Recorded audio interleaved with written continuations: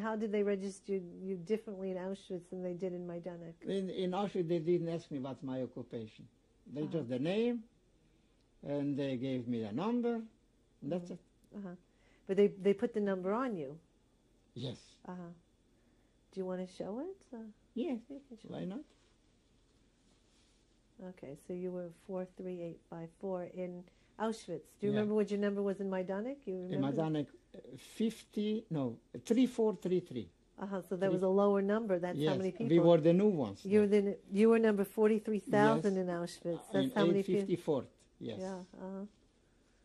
So, did it take long? Did it swell up, or did it take long to? No, I got the tattooation. I got only in Birkenau already in January or February. With the tattoo, it was later. It wasn't Later, Benjamin. yeah. Oh, so but some people got right away. So you didn't get it then. No. You got. So you were in Auschwitz for how many months? I was in Auschwitz from July, beginning of July, till the 6th of October 1943. July 42, I arrived. I left 1943,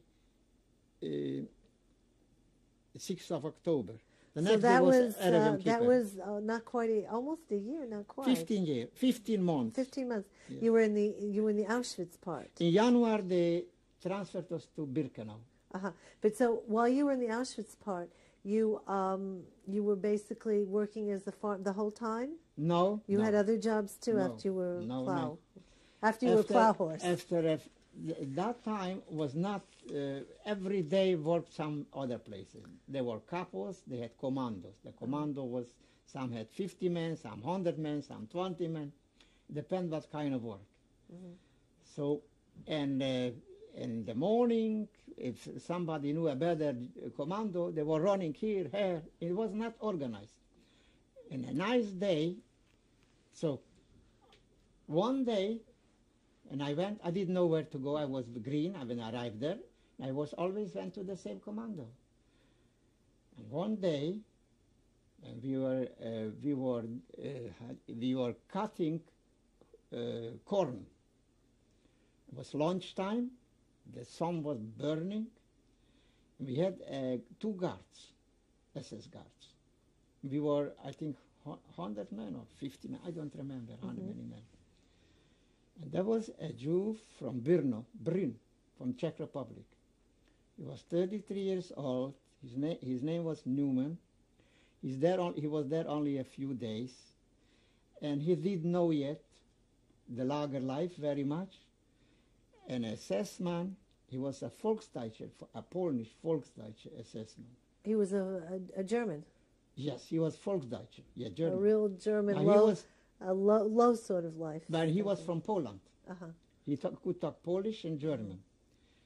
He was a big Rusche, a murderer, and he took a shovel and he put außer der Postenkette.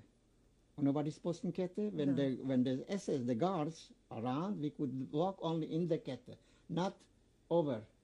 Over the boundary. He made a boundary. Yes. Right. He put a shovel and he sent them for the shovel. And we were only 2 Jews in the whole commando. We were 50, him and me.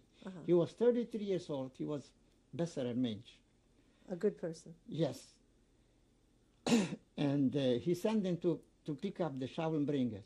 And when he went through the bird, he shot him. And I saw that. And he was dead right away. He called on him, his name, and when he turned, he shot him in the stomach. In the stomach. And he felt that. He did something, I don't want to say it here, what he did, that SS man. He took a stick in that wound, he pushed in his body. Awful. It was terrible to see. That happened when we were eating the soup, lunchtime. And he was lying dead. And most of them are Polish people. And they were laughing. There was a mochar, I don't know how you call it in English, a piece of water standing, a dirty water. how do you say that in English? I don't. You know, when they on somewhere is a little water, a big water, big like A puddle, a puddle? not a lake. A puddle, a small puddle. Yes. Yeah. And there was in that water were growing some sticks. Oh, a pond and bulrushes in the pond? Yes. And when that Numa was still alive, in the Polacks, they said that we should go in the water and how do you say that? To And dip yourselves in the water. Yes. And they were laughing, and they told us we should daven, Yiddish. And I said, Only you? You were the only Jew? Him too. But he was... Before he shot him. Oh. Yes. We were the two Jews in that whole commando. And the other one, he was assimilated Jew. He didn't know how to daven. And I said, I am Jew, but I was not religious, and I don't know how to daven. They told me I should say, oi, vai, vai, and so say, yes. And they were laughing. And the Untertinken in Wasser. Oh. And then they shot him, and I came back in the evening to the lager, and I was very crying. I was very crying. I knew the next day I'll be... You know, he wanted to kill us. So you knew you were in trouble if you'd go back there the next day. And I was so crying, and there was a boy from Humene. It's not far from the city I come from. And he told, what's wrong? And I told him what happened. He said, tomorrow you come with me. I have a commando you wouldn't believe. There is plenty to eat. Not only bread, there is candy, there is... You can't imagine. So that was that commando, and I was lucky I got in that commando. And come there the packages, the luggage that they took away from the Jews when they arrived, there that time arrived all families, children, women. And we found we were sortierung. You had to sort it. This is for Canada, is that what? Yeah, they called the Commando Canada. Right. Yeah, because it's so good like in Canada. Right. But the title of the commando was Aufräumungskommando. Aufräumungskommando. And the capo of the commando went through the door to the lager, he said, Aufräumungskommando 100 Mann, 100 Pfäfflinge. Pfäffling were the young fellas. All the, yes. The young fellas who had to go get the things Häftling, we were called Häftling. Oh, Häftling were the prisoners. Yeah, the prisoners. So, and I was there.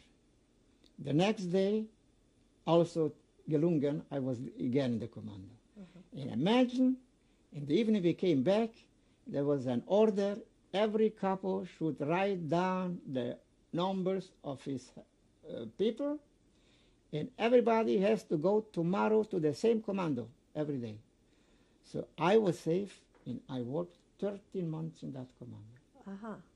So you were very lucky because you were able to, there was a lot of food. I tell you, I believe that I was very religious, and I prayed to God, and I asked to help me. I wanted to die, because I knew that we are all sentenced to die. So were you able to bring some of the food that you got in Canada back to the bunk? They would. You just could eat what you could. They would beat up.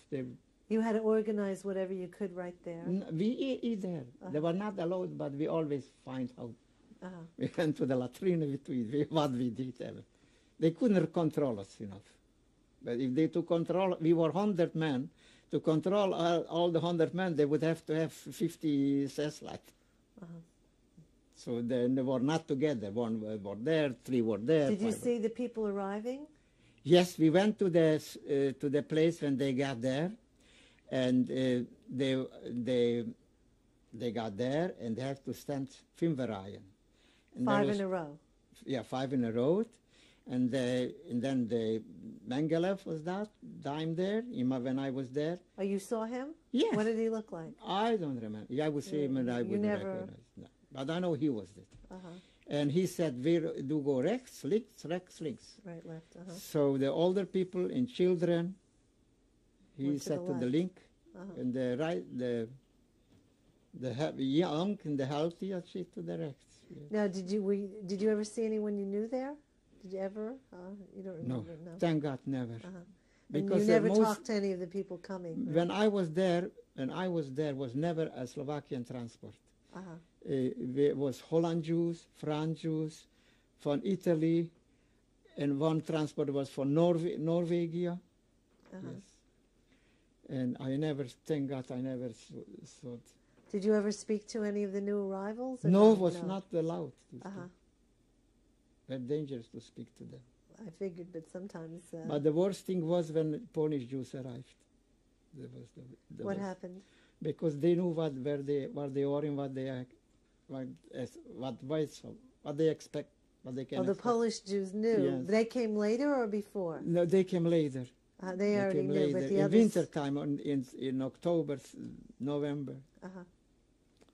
You can't imagine when they arrived, what it was.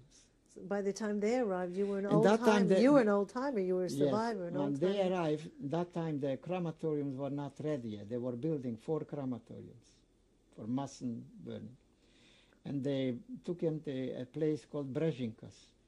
And there was a barrack. A barrack. Barrack, yes. And they had to undress themselves. And there was, when they arrived, there was a big fire in the Brzezinkas. You could see from far away. That time the transports didn't go by train till the crematoriums. Then later, when I wasn't They there, had to walk, right? no, with trucks. Oh, they They took put them. them trucks. They arrived There was in trucks. in Auschwitz, and then they took them by Yeah, trucks not to far from the railroad station, a different to place. Birkenau. And there was little steps to the truck, and they had to get on the steps in the trucks. And they went 50 or 60 or 70 in a truck, and they took him to the Brzezinkas. There was a big...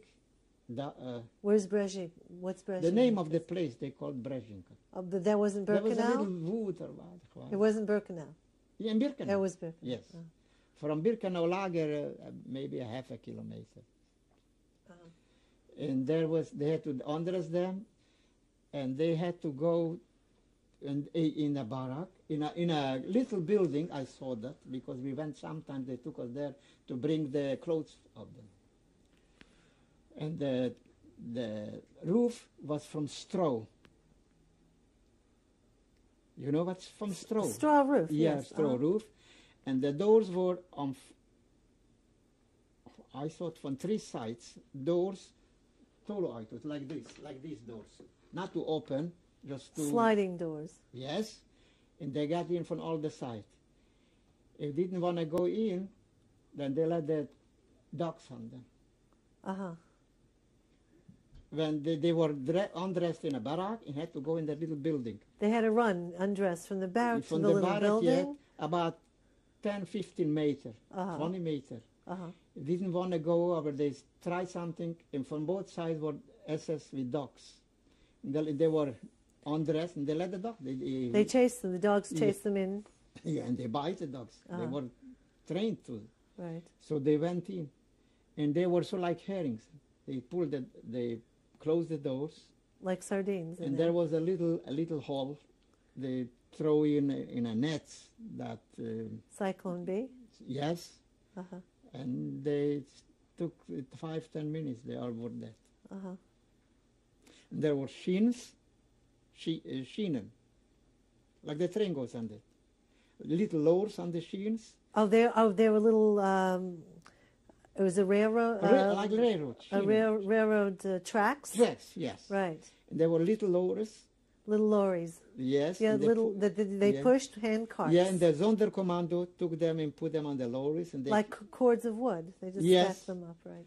And when they came to the graben, to the graves, where the fire, they lifted the lorry and they fell in it. They just threw them into the ground. Yes. That was before they had built the crematorium. They were burning there. Yeah. Well, they had one oven in the Auschwitz side still. Yeah, but this is only for the people from the concentration camp. They had plenty what to do. Because there was Birkenau lager, in Auschwitz lager, and the 2 lagers together were maybe in Frauen lager, 3 lagers. There was maybe 25 to 30,000 people. And every day we have a few hundred deaths. Right, right. So how did you end up getting from Auschwitz to Birkenau? In January 1943, I don't know how and what, so suddenly we were transferred, the whole commando, to Birkenau. All of Canada? The Canada, yeah. Right. Because you knew too much probably, right? I don't know why, but that's how it's happened. Yes. So what happened to you there? So I worked 13 months there. In Six- Birkenau? In that Canada. Yeah, but then We went to the work the same Right. place from Birkenau. Oh, from Birkenau. Yeah, to the same place. Oh, Because the place where Canada was work is between the Auschwitz lager two. and Birkenau. Right. lager. Did you ever see any gold or silver or diamonds or anything? Plenty, You saw. yes. Well, because once they wanted to kill us all, the whole commando. One day, a commission from Berlin came before the guards were there, and they looked the jewelries, and they found something they liked very much. Must have been very worthwhile. So in the afternoon, they came again. In the guard, they didn't know that the commission were there. Commissioner. Yeah, and they were looking for the place for the same jewelry they saw in the morning, and disappeared. Disappeared. They knew we didn't need the jewelry. For us, a little bread was more than 100 kilo diamonds. Right. And in the next day, they didn't let us go out. We were standing the whole day by the office. It was in January, winter day, cold. Freezing. And were you also with the wooden shoes again, or what? No, that we had regular shoes in Auschwitz. They gave us. But sometimes when you were in Canada, were you able to get some clothing that you needed? We had a lageranzug. We couldn't. I know, use but that if it was cloth. cold, you couldn't find it. You didn't Yeah, find yeah, a pair shoes, of socks yes, sometimes, or socks, shoes. Yes, we or- did that. We did it. You found it from Yeah, yes. sure, plenty of it. Whole mountains. And the next day, we're standing the whole day at the office. We didn't go to work. When everybody marched in, 5 o'clock, they sent us also to our place where we have to be, our block. And after that was the supper, the food that they gave, and they came again, Aufräumungskommando, everybody antreten. Then we know. Oh, wait, everybody stepped forward. You were standing, everybody in Yeah. the Canada group Yes, stepped forward. The commando, Aufräumungskommando, And then you antreten. knew you were in deep trouble. Yes, and we said we were saying goodbye to our friends. We said we thought we never come back. And what happened? The Lager Commando, their Kommandoführer, they called Kommandoführer. Who, Hess himself? No. No, I was a Sessman with high rank, and he was responsible for the work that was going on there. He came, and he talked to the big bosses. He talked to them that he worked hard. We are experienced already, and the work goes. And if he take new people, they have to teach them again and a big bother, and they will also steal. And now we had a good lesson that he should pardon us. And so his talk helped, and they let us leave. You were in Birkenau until what date? I arrived in Birkenau in January, and on October the 6th, we went to Warsaw Ghetto. Who was taken to Warsaw? Who? SS? No, they took you, but who? The people from Canada, or how was it that you were selected? No. I fell out from Canada, but that time didn't come so many Jews. That time the Hungarian Jews were still at home.